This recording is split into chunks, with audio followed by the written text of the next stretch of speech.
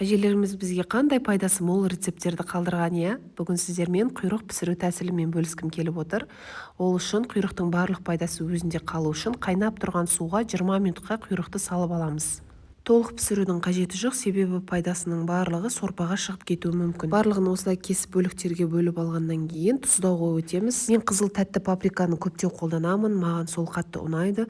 Ал ащы қызыл бұрыштан кішкене ғана саламын. Егер сіздер ащы көп жақсы көрсеңіздер, көптеу салсаңыздар да болады. Тұзды да көптеу сала берсеңіздер болады, себебі құйрық өзіне қажетін ғана алады.